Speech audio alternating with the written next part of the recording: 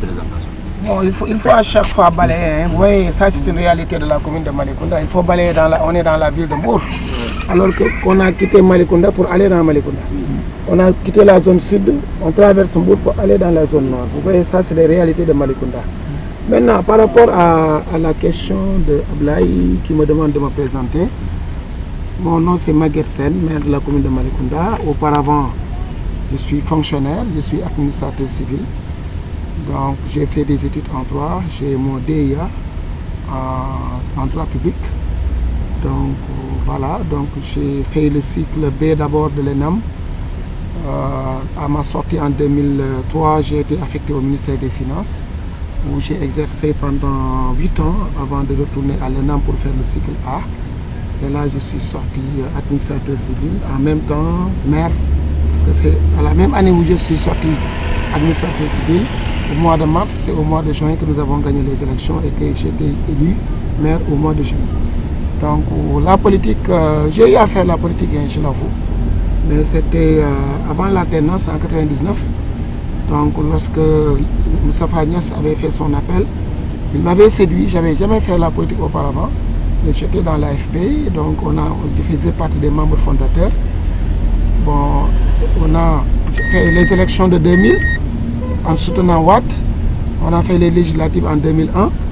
Mais en 2001, je me suis rendu compte que si vous faites la politique et que vous n'êtes pas cadre, on vous utilise la plupart du temps, mais vous ne pouvez pas aspirer à de hautes responsabilités. Des réalisations, quoi, dès maintenant. Qu'est-ce que vous avez réalisé depuis votre installation de la commune de Malicounda? Je viens d'être installé à peine, donc ça ne fait même pas 5 mois, je crois qu'on a été installé en juillet. Donc on a fait août, septembre, octobre, novembre, on a fait juste 4 mois. Mais on ne s'est pas, reposé pendant ces 4 mois-là, on a eu à faire beaucoup de démarches. Et ces démarches-là nous ont permis de faire notre premier acte, de poser notre premier acte. C'est-à-dire qu'on a obtenu l'arrêté portant création du centre d'état civil secondaire de Nianing. C'est quelque chose de très important pour les populations et je crois que déjà dans le mois de décembre, nous avons trouvé un local. Nous allons nous installer provisoirement en attendant de construire le centre en tant que tel. Donc c'est dire qu'on va fêter le premier bébé de l'année pour ce centre-là. Ablaï, comme tu es communicateur, je te mets sur ce projet-là que nous avons pour le 1er janvier. On voudrait que ce centre-là, le premier bébé qui va être enregistré à ce centre, la commune de Malicounda, en tout cas le maire s'engage à lui acheter tout ce qu'il y a comme outillage de bébé. On va appuyer ses parents. En tout cas, on va faire beaucoup de choses pour ce bébé. Mais à part ça, il n'y aura pas d'autres papiers administratifs? Par exemple, le mariage, tout ce qui est... Si, il va y avoir les certificats de mariage, il va y avoir des certificats de décès et les actes de naissance, principalement. Ok, merci. Voilà, voilà. Nous sommes avec le maire de la commune de Malicounda, mais nous avons d'autres questions à poser. C'est-à-dire, monsieur le maire, vos relations avec l'ex-président de la communauté de Malicounda, est-ce que vous êtes en train de discuter? Est-ce qu'il a des conseils pour vous? Bon, ça c'est une question assez intéressante parce que quand même dans le landerneau politique, il y a certaines civilités qui ne sont pas toujours au rendez-vous. Mais je crois qu'avec Djemblé quand même, il fait preuve de fair play hein, quand même depuis qu'il a perdu les élections. Il a pris ça avec beaucoup de philosophie et beaucoup de foi. Et je crois qu'à chaque fois qu'on se rencontre dans les cérémonies, c'est vraiment avec beaucoup de civilité qu'on discute. Et en tout cas, il n'a pas jusqu'à ce jour posé aucune entrave à notre mission. Chaque fois que nous avons besoin de lui sur des questions, en tout cas sur des questions administratives, sur n'importe quelle question, il réagit et il est à notre disposition. Je crois que c'est valable autant pour lui que pour son équipe. Donc voilà. Donc c'est un exemple en tout cas de comportement à copier et à faire voir au monde. En tout cas, moi je suis tout à fait satisfait de sa collaboration en tant qu'ex-président du conseil rural de Malicounda. Nous sommes en route pour aller à la commune de Malicounda. Donc je salue à tout le monde, les amis de l'enfance, de la Belgique, Nianing Waram, Potsaren, Info.com. Voilà, autre question hein, par rapport au foncier. Parce que vraiment c'est une question. Depuis 1972, il y avait des problèmes de foncier, les terres, monsieur le maire. Où en êtes-vous pour régler ce problème? Bon, écoutez, les terres sont là. Mais je crois que tout le monde sait ce qui s'est passé dans les terres. Il ne reste pas beaucoup de terres à Malicounda en tout cas. En tout cas, c'est des milliers de parcelles qui ont été morcelées et données. C'est vraiment regrettable quand même parce que Malicounda aurait besoin de ces terres à des fins agricoles, à des fins touristiques, à des fins d'élevage, à d'autres fins. Mais malheureusement, nous n'avons pas trouvé grand-chose ici. Mais dans tous les cas, l'administration étant une continuité, on essaie de gérer chaque problème qui se pose, on essaie d'être solidaire, parce que quand même c'est mieux que de... En tout cas, comme je l'ai dit tantôt, le PCR nous a fait preuve de civilité. Vraiment, je crois que aussi l'administration c'est comme ça. Les gens se passent, mais l'institution demeure. Aujourd'hui, je suis héritier de tout ce qui s'était passé en matière foncière. Donc je suis obligé en tant que premier magistrat de la ville de régler les problèmes. Quand il y a des litiges, des gens à qui on a pris des terres, des doubles emplois et autres, je suis obligé de gérer. Je suis obligé de gérer ça dans la mesure du possible. Maintenant, quand ça m'échappe et que ça dégénère sur un conflit purement privé, je m'en lave les mains et je laisse les intéressés s'adresser à la justice. Mais en tout autant que possible, tant que je peux gérer les conflits, je les gère. Parce qu'après tout, ce sont nos populations. Quelqu'un à qui on a pris sa parcelle, qui habite à Nianing, on a pris sa parcelle, etc. Ou bien il y a du faux sur sa parcelle. Il est dans le désarroi. Peut-être que c'est des centaines de milliers de francs qu'il avait économisés qui risquent de brûler comme ça. J'ai le devoir de lui venir en secours pour trouver une solution pour qu'il trouve quelque part ailleurs où habiter. Maintenant, quand ça déborde et que ça devient plus maîtrisable, c'est à partir de ce moment-là, maintenant que je laisse les gens s'adresser à la justice ou autre. Mais en tout cas, on sait que la terre en tout cas n'a pas été bien gérée du tout. Parce que je crois qu'il n'y avait pas de plan d'aménagement qui devait dire là c'est pour l'agriculture, là c'est pour l'élevage, là c'est pour l'habitat. Et qu'il y ait un équilibre entre ces trois-là d'une manière vraiment harmonieuse. Il n'y a pas eu ça.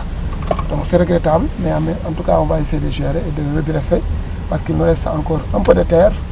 hein, dans certains villages que je ne citerai pas. Mais en tout cas, tout ce qui reste, on va essayer de faire que des projets porteurs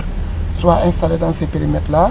et que les jeunes puissent y trouver de l'emploi, que la commune y trouve une redevance pour mener ces projets de développement et que vraiment les villages environnants, quand on fait un investissement sur nos terres, les villages environnants doivent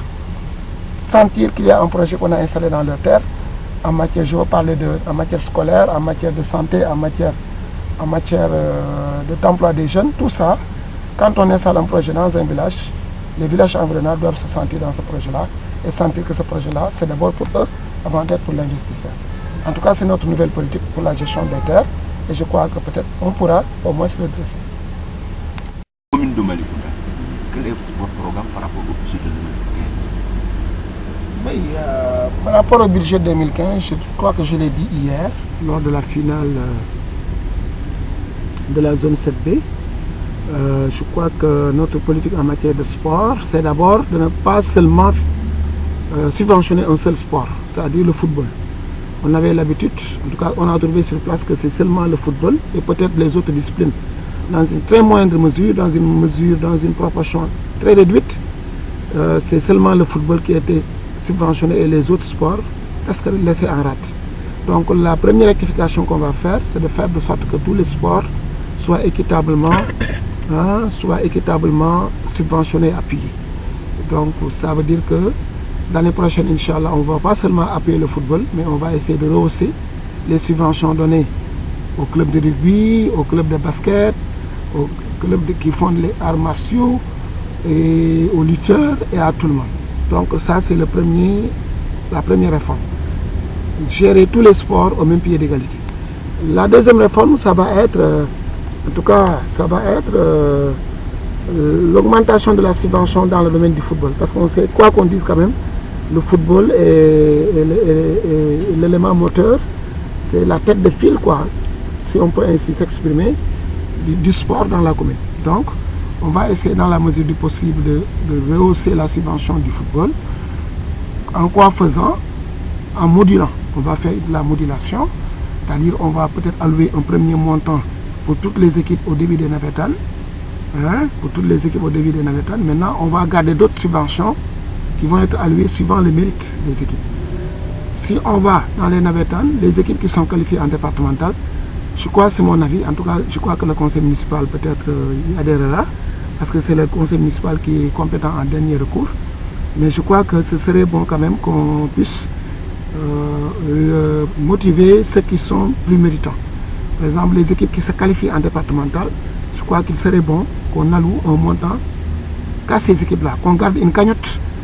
par exemple, de 250 000, je donne un montant comme ça, hein, c'est pas fixé d'avance. Mais par exemple, si on donnait un montant de 250 000 à toutes les équipes qui sont qualifiées en départemental, ça pourrait leur permettre au moins de bien démarrer le départemental. Lorsque ces équipes-là arrivent jusqu'en demi-finale dans ces départementales,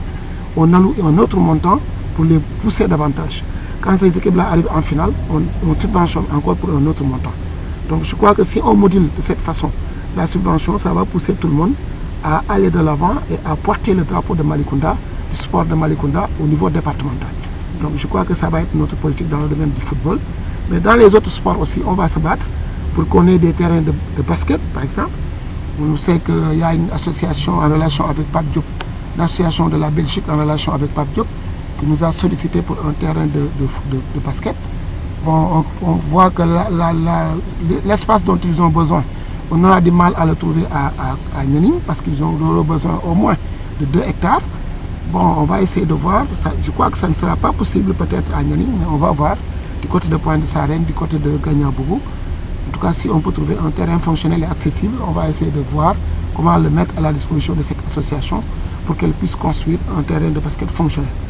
De la même manière, le rugby aussi, on sait qu'on a une équipe de rugby et des écoles de rugby même à Nianing. On va essayer de voir dans le cadre du budget 2015 comment augmenter ce soutien-là et voir en matière d'infrastructure comment on peut les appuyer à davantage exercer ce sport-là. C'est valable pour la lutte, c'est valable pour tous les autres sports. Et en dehors de ce sport qui se fait de manière ponctuelle, je veux parler des navettanes et autres, on va aussi faire appuyer nos équipes qui aspirent à aller au niveau national. Je sais qu'à Warang, il y a une équipe qui aspire à aller au niveau régional et national. À Malicounda Wolof, c'est pareil. À Mbaling, c'est pareil. On va essayer de se battre pour que ces équipes-là aussi portent bien le drapeau de la commune de Malicounda au niveau régional, pourquoi pas, et au niveau national. Donc c'est ça que je voulais dire en termes de sport. Voilà, il y a un événement qui s'appelle Gaï Nianing. Il y avait la francophonie pour Maki et maintenant Gaï Nianing, c'est pour le maire de la commune de Malicounda. Où en est-il par rapport à ce festival très important? Merci, je suis très content pour cette question parce que le festival de Nianing, c'est l'un des événements culturels qui m'ont le plus marqué. C'est un événement culturel qui m'a particulièrement marqué parce que l'année dernière, quand même, j'ai eu à suivre ce festival, mais je crois que c'est un festival au plan artistique, au plan du contenu de haute facture. Peut-être ce qui reste, c'est de mettre un contenant et de mettre toute la communication qu'il faut pour que ça soit porté à la connaissance du monde entier. Je crois que c'est des grands artistes qui le font et ils méritent notre soutien. C'est pourquoi ils sont venus en audience me rencontrer et je les ai mis en rapport avec les membres de la commission culturelle. Je vais les mettre en rapport avec les membres de la commission culturelle, mais en attendant, je les ai mis avec mon staff très proche pour qu'ils suivent ça de très près, pour qu'ensemble on l'organise. Pas que le Malicounda intervienne en tant qu'organe qui intervient en dernier ressort, mais qu'on partage l'organisation tout à fait au départ. Que l'on sache qu'est-ce qu'il faut en matière de démarche administrative, en matière de communication, en matière de budget. Ensemble, on l'organise parce que je crois que c'est un événement phare pour toute la commune. Il n'y a pas un événement culturel, à ma connaissance, qui a une aussi grande importance que le festival de Gaï Nianing. Donc on va l'appuyer et on va mettre tout ce qu'on peut pour que ce festival-là réussisse cette année, en tout cas en 2015, plus qu'il ne l'a jamais été. Donc c'est ce que j'avais à dire par rapport à ça. Tey nag dañu amaat mbégte dugg ci oto ki nga xam mooy monsieur le maire war a waxtaan ak moom ñoo ngi ci yoonu Malicounda di waxtaan ak moom ci loo xamante ne vraiment daal mooy tax mbir mi gën a baax dañ koy bàyyi nag mu xaw a présenté ko ñi nga xamante ne peut-être xamuñu ko te mosuñu koo dégg muy wax monsieur le maire dañu bëggoon rek nga présenté wu pour waxtaan ak waa Nianing Info. waaw salaamaaleykum waa Nianing waa Malicounda waa département Mbour waa Sénégal yëpp waa Belgique ak waa France ak waa bitim réew yëpp man maa ngi tudd Maguette Sène maire Malicounda fonctionnaire laa nag avant may nekk maire parce que administrateur civil la donc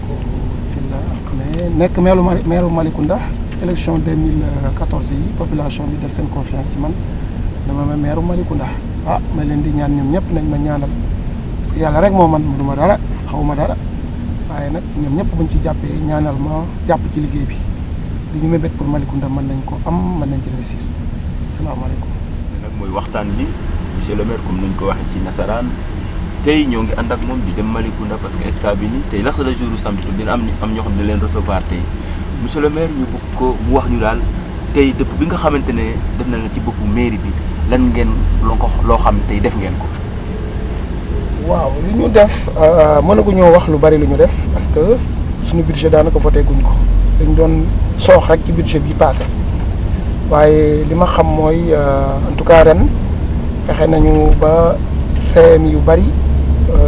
ñu fexe ba ñu seen ouverture metti woon na mais ñu jàpp ci mën naa wax ci CMu Malicounda Bambara CMu Nianing CMu Pointe Sarène tamit am na ay bagages yu ñu prévoir pour yóbbu fa donc côté boobu moom am na lu ñu jot a def ci wàllu éducation. am na ay salle de classe aussi yoo xam ne yi dañu leen a tàmbale waloon te parewul yooyu yëpp fas yéene nañ ko àggale ci mois de décembre bi pour que élèves yi mën faa jàng ci jàngin bu baax muy classe yu nekk Falokh Fandane Saly Carrefour donc yooyu yëpp ay dëkk la yoo xam ne ci wàllu éducation war nañ fa mën a àggale ay mbir yoo xam ne dañ ko tàmbale woon te àggul ak yoo xam ne yu bees la ñu war ko def bon ci wàllu électricité bi am na quelques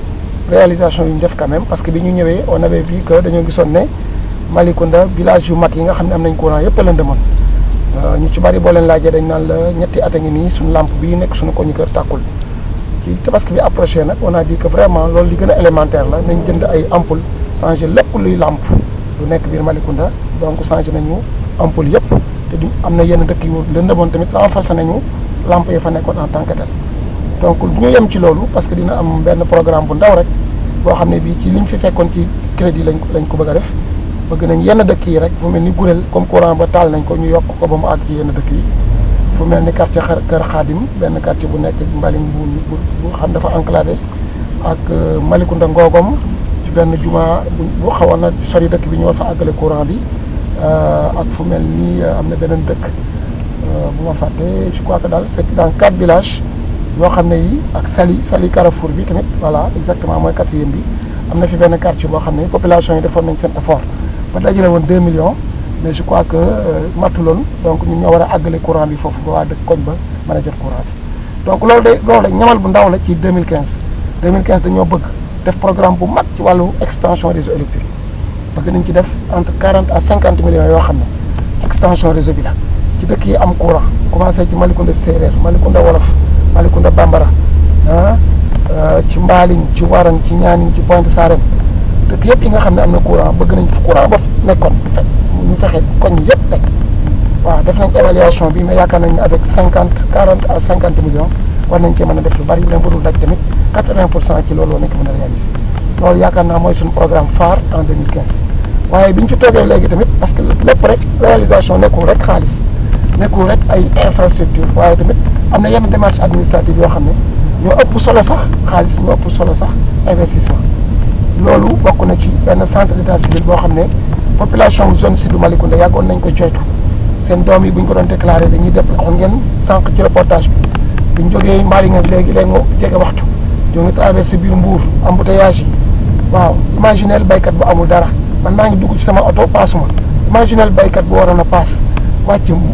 garage Nianing jógee Nianing wala jóge Pointe Sarène paas lu cher wàcc Mbour garage Nianing paasaat ñëw croisement Malicounda paasaat croisement Malicounda dem siège dina dugg ñetti oto paas xaalis bu dul jeex pour àgg Malicounda pour ñu defal ko kayitu juddoom bu paasaat bi ni toll pour dellu loolu métti na métti goo xam ne am na parents yu bari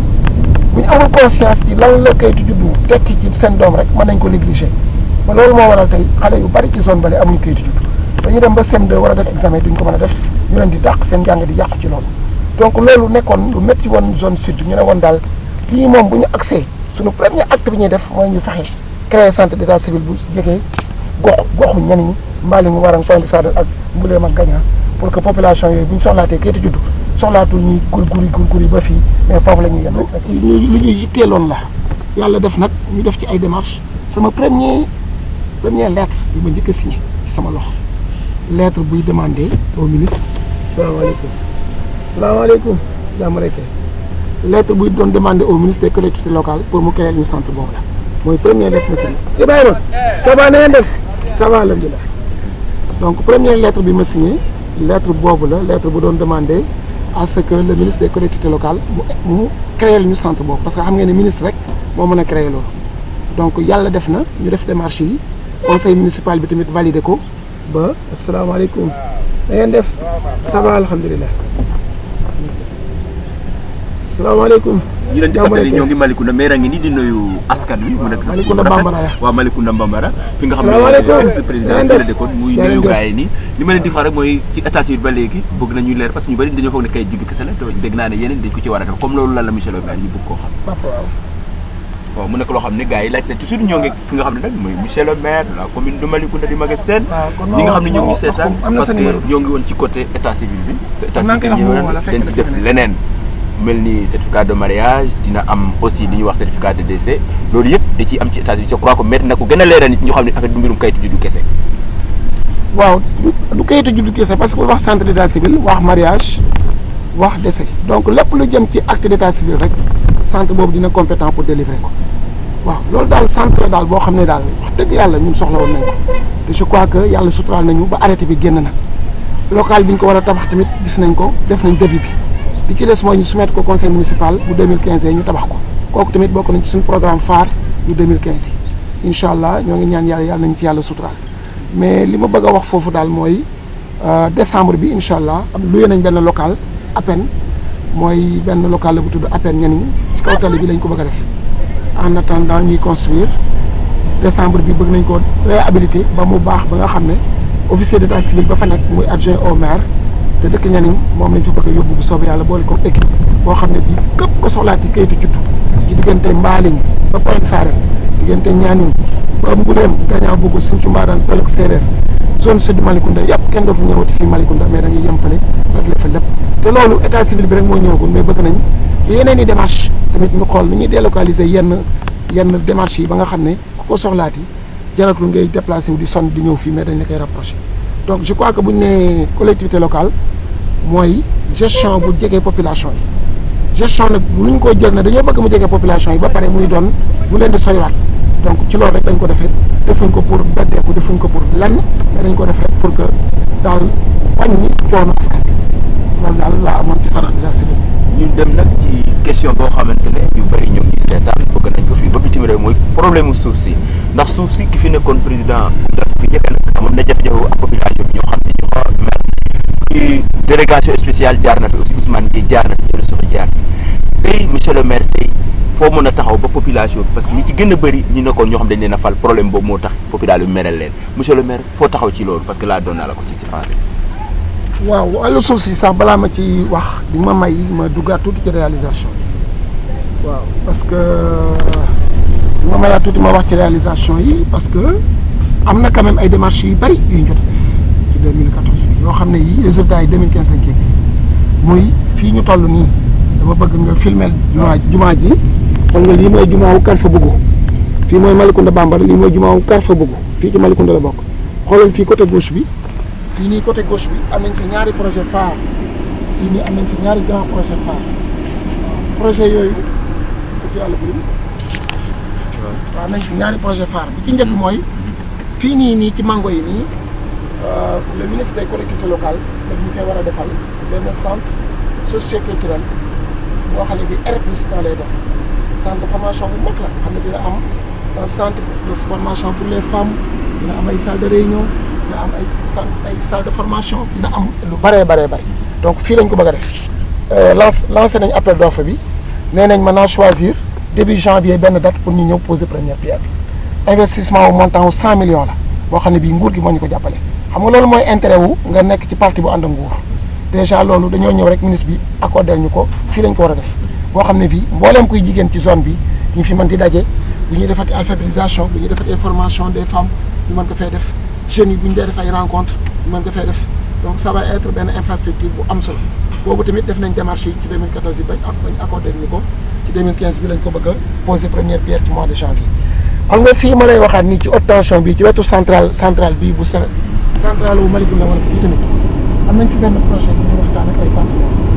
yoo xam ne yii dañoo am dañoo am benn concession Sénélec.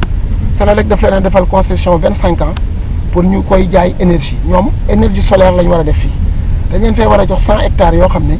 dañ fiy def ay plantes solaires dañ koy def lépp ay panneaux solaires yoo xam ne dañuy produire 20 mégawatts di ko injecté ci centralu Sénélec bi nekk fii foofu lañ koy injecté bu ñu ko fay injecté mu dem ci Sénélec waxtaan nañoo ak Sénélec ba lépp lu ñu produire Sénélec da koy jënd donc centrale boobu noonu ñun partenaires yi bi ñu ñëwee di ko négocier laajuñu leen 1 million laajuñu leen 2 millions laajuñu leen 10 millions laajuñu leen 20 millions yu dugg ci suñu poche laajuñu leen 1 franc bu dugg ci suñu poche li ngeen xamal mooy projet yi ñun léegi kuy ñëwati ci suñu suuf dañuy waxal lan ngay defal askan wi pour ñu nangu ko bi ñu waxee loolu ñu def ak ñoom protocole d'accord boo xam ne bii premier point mooy borom tool yi nga xam ne dañ ko war a jël dañ leen indemnisation bu baax premier point de la convention. Deuxième point de la convention mooy nañu dagg ci 100 hectares yi nañ jël 20 hectares yoo xam ne dañ koy def benn périmètre maraîcher def fa château d'eau def fa réseau de distribution clôturer ko grillage def fa magasin de stockage boo xam ne bii baykat yi ñu jëlee ci 80 hectares yi lañ fay dugal accompagner leen pour ñu continuer fa def seen activité agricole mais d'une manière beaucoup plus moderne ci benn espace maraîcher bu 20 hectares. bi ci topp mooy ñu ne leen dans la zone comme projet bi ay milliards yu bari la dañoo bëgg ngeen defal ñu fi lycée loolu yëpp nag ci ay échéance la pour périmètre maraîcher bi juin lañ ko calé juin 2015 mais lycée bi décembre 2015 lañ ko non centre de santé bi lañ wax ne dans le protocole dina pare décembre 2015 lycée bi février 2017 donc dañu bëgg dans la zone ci projet boobu ñu def fi centre de santé def fi lycée dama bëgg nga jël centrale électrique bi. biir convention bi ba tey demandé lañ leen ñu defal ñu 250 lampadaires à énergie solaire ci yeneen village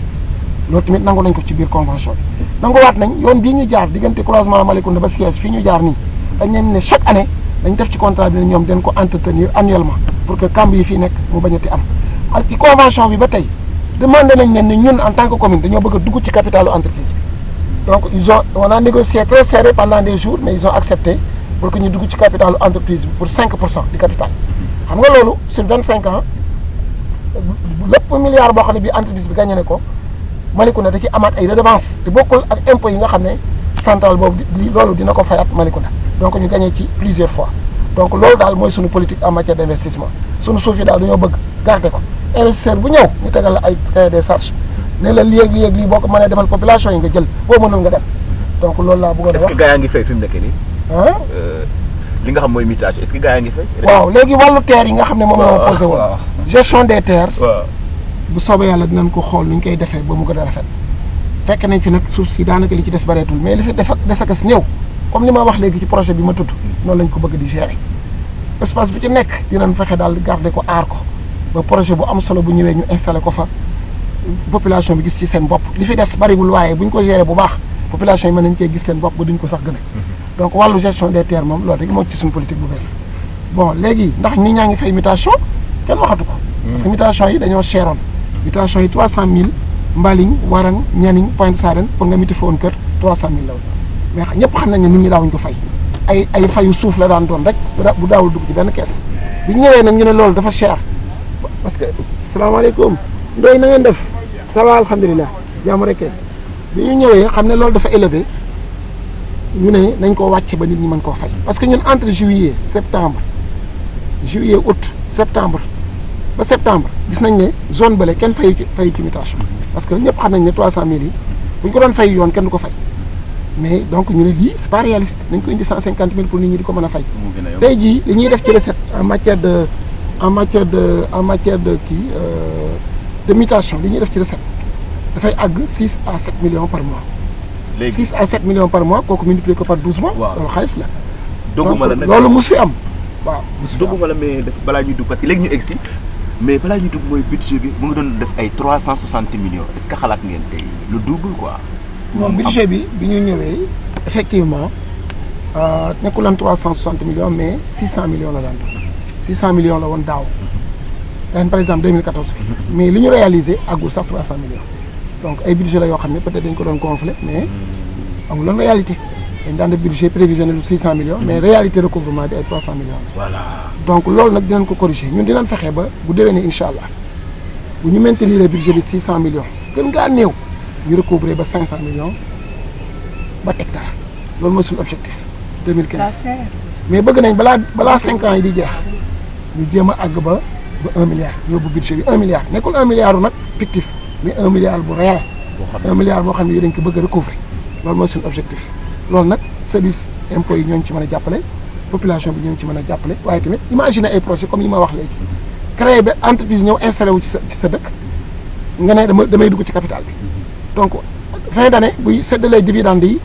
bu dee dafa am bénéfice 1 milliard nga am ci 5 pour cent 5 pour cent wu 1 milliard yaakaar naa ne 50 millions waaw tu vois donc genre boobu la ñu bëgg a def pour que daal budget bi bu ñu ko bokk fekkoon benn ñu multiplier ko par 3 ou bien par 4 avant suñu mandat di jeex loolu daal laa amoon ci wàllu budget bi. waaw filmé la xoolal ñoo ngi dugg si fi nga xam ne nag mooy commune bi si nañu ci commune bi léegi maire wàcc xam naa rek ñi yëpp moom la ñuy xaar xam naa ñoom itam di nga mën a film yi koy xaar vraiment jour samedi la nag mu nekk loo xam ne ñu ngi seetaan fépp fi nga xam ci àdduna bi monsieur le maire buy wàcc rek nga ànd ak moom ni muy nuyoo gaay bu pare kii buñ duggee bi rek foofu la ñuy terminé li nga xam mooy interview bi xam naa monsieur le maire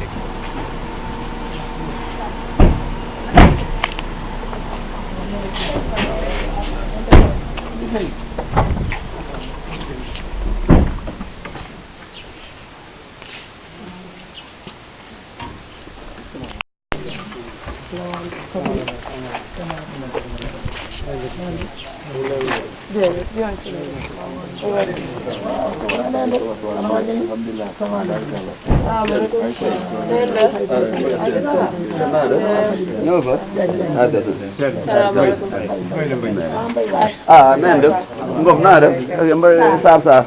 na ngeen def arkan na waat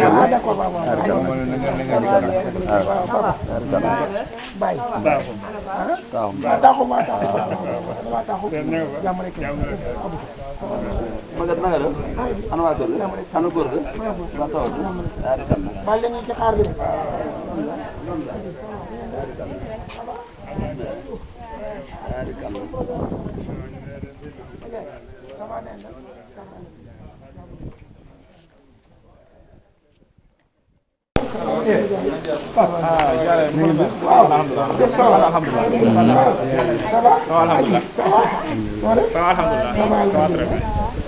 aji bu ah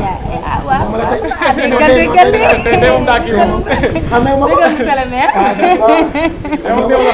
baax na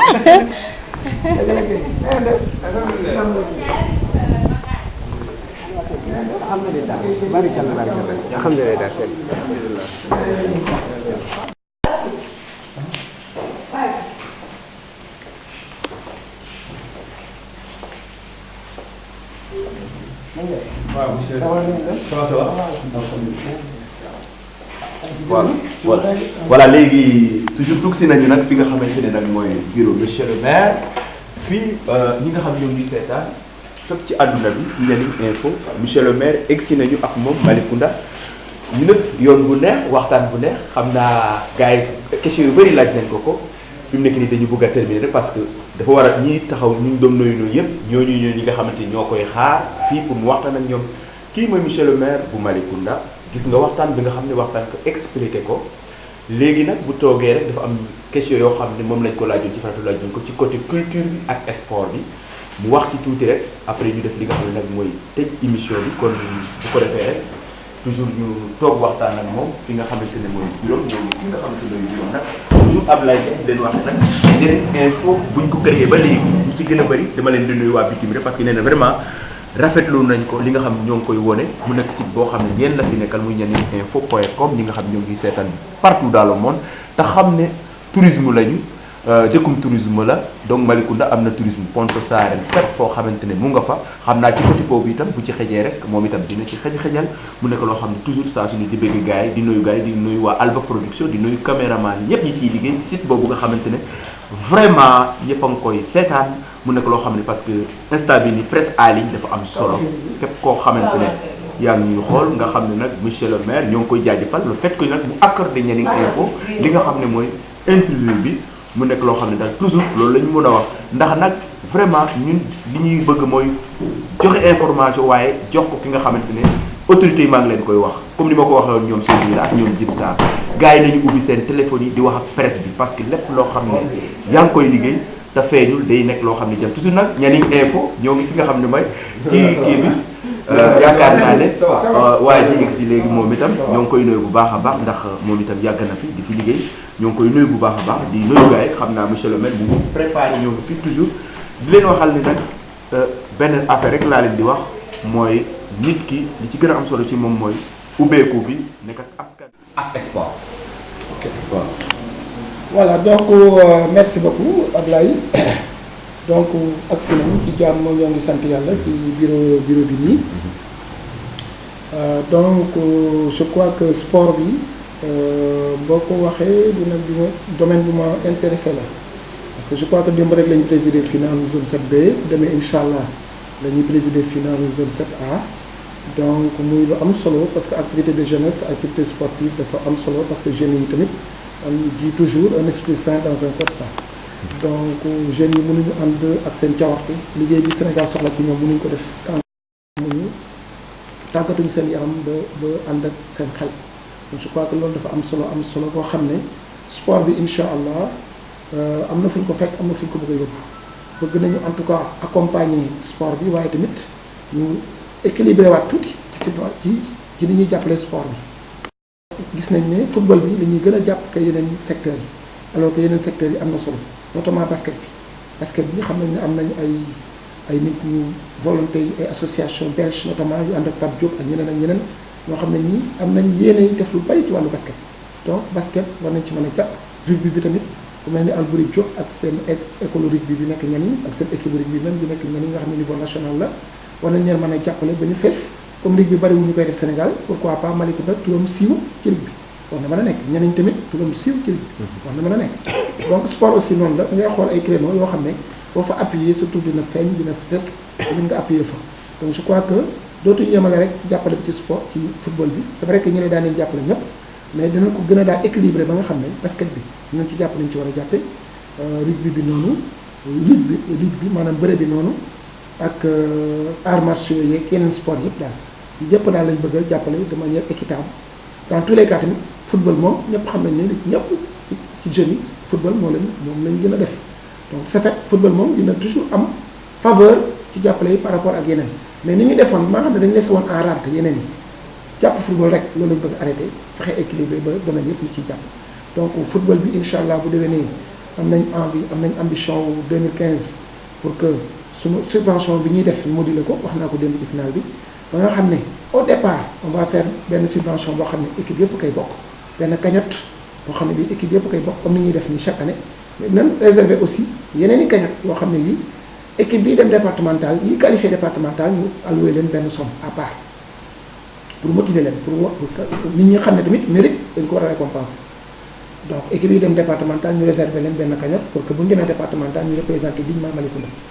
mais tamit bu ñu demee demi-finale ci départemental yooyu pourquoi pas ñu dolli leen leneen bu ñu demee finale ñu jàppale leen leneen war nañ ko mën a moduler ba nga xam ne c'est suivant le mérite donc dina tax ba nit ku nekk bëgg a dem départemental te boo demee départemental tamit nga am ay moyens yu la permettre nga xaw ci mën a sol tuuti donc je crois que loolu mooy suñu ambition ci wàllu sport football bi mais football bi tamit am nay club yoo xam ne tey ñu ngi aspirer à aller au niveau régional et pourquoi pas national ASC Warang am na fa ASC boo xam ne bii je crois Warang je sais pas le nom mais en tout cas benn ASC Warang la boo xam ne bii ren sax subvention bi jàppale nañ ko mais déwén dañoo bëgg ASC boobu ak bu Malicounda Wolof ak bu Mbaling am na ñetti ASC daal yi ñu annoncé ne dañoo bëggoon dem au niveau régional et pourquoi pas national boobu tamit war nañ ci mën a jàpp parce que tamit sport dafa war a jaay turu gox te nag ñëpp xam nañ ne nawetaan bi baax na trop waaye pour surtout mu xam ko il faut nga dem au niveau national bokk ci championnat national équipe yooyu tamit dinañ xool nan lañ ci gën a mën a jàppee ensemble ak dirigeants yi ba peut-être ñu àgg fa ñu war a àgg donc loolu laa avant dernière question mooy côté culture am na événement bu ñuy wax Kaay Nianing festival boo xam ne mu ngi wane nan nga xalaat tey pour événement boobu tey mën a réussir pour 2015. waaw festival boobu effectivement Kaay Nianing man daaw dafa ma marqué d'une manière particulière parce que dama ci ñëwoon pour la première fois mais ma gis prestation yi fa artistes yi def ak décor bi ak organisation bi décor yooyu on n'a rien à envier aux artistes de Dakar et à ceux qui organisent des festivals à Dakar maanaam amuñu dara lu ñuy ñeewaa Dakar boo xoolee festival bi li ci des rek mooy ñu jàppale leen contenu bi mu ngi ci maanaam xam-xam beeg aare bi yépp lépp mu ngi ci li ci des rek mooy cadre bi maanaam organisation bi gën cee jàpp communication bi gën cee jàpp financièrement aussi ñu gën ci jàpp moo tax bi ñu ñëwee ren délégation wax na ko am na ñu ma leen boole ne leen nañu travailler en étroite collaboration ak ñooñu pour que commune bi nekk co-organisateur même waaw parce que événement bu toll noonu ci commune bi wàllu culture yaakaaruma ne bari na fi xëy na nag gisuguma lu bari mais en tout cas man gisaguma ko xëy na nag am na yeneen yu ma fekkewul yu ëpp doole yooyu xëy na parce que yàlla moo xam mais en tout cas daal man ci yi ma fekkee yaakaar naa ne bokk na ci gën a am doole donc commune tamit da ngay xool benn activité phare boo xam ne bi ñi ca nekk am nañ ci expérience nga jàppale leen pour mu jóg ñëpp a xam leen ci loolu donc je crois que loolu tamit kay njëriñ bi occasion la comme ni ko ñoom maam ji ak yeneen bi defee ci côté musique bi war nañ leen a mën a jàppale daal acteurs yooyu ba nga xam ne dañuy siiw seen tur àgg fu sori loolu seen ndam lañ moom waaye ndamu Malicounda tamit. voilà léegi ñu bëgg la laaj loo xam ne peut-être bu ma ko laajoon nit ñi wax parce que nit ki waaw dafa am lu am mooy en politique ñi nga xam ne ñooy gën a jege les proches collaborateurs et en dehors de politique Maguette ñenn yoo la gën a jege tey vraiment ci mbir mi. ah ñi ma gën a jege de du ñenn ñu dul samay adjoint au maire ak conseil bi parce que ñooñu ñooy équipe bi may liggéey comme politique passé na tey liggéey la ñu nekk. mais dama bëggoon ñetti nit parce que mënul nekk quoi mais am na ñoo xam vraiment Macky sax am na ay proches collaborateurs. non ñetti nit bu ma li ma ñetti nit. li ma leen ñetti nit yi ma gën a jege. kooku yaa ngi may wàññil sama mais bu bàyyi conseil mais daa xoolal. mosul yegg nga ci politique mais loolu de bëggoon nañ koo xam quoi vraiment. ki la gën a jege parce que tey. man ñëpp ñoo yem ci man parce que ñëpp ma jàppale donc tey man jàpp naa ni sama famille politique APR ak mouvement yi jàpp ci mbir mi ak yeneen parti yi nekkuloon suñu coalition ñëpp tey benn lañ su ma sañoon tey ñëpp tey topp sama ginnaaw ñu jàppale ñu fas yéene jàppale sport bi jàppale ko culture bi ba ñëpp di leen dégg au niveau national ñun ñëpp ñu def équipe ba équipe bi ñu koy dégg au niveau national donc man ñi ci mën a nekk député nekk ci député ñi ci mën a nekk sénateur nekk ci sénateur ñi ci mën a nekk ministre nekk ci ministre donc Malicounda àgg fa mu mën a war a àgg parce que suñu doom yi fi am valeur pour àgg ci yenn niveau yi bari nañ donc bu ñu defee équipe jàppalante ku ci nekk secteur bi ñu ko def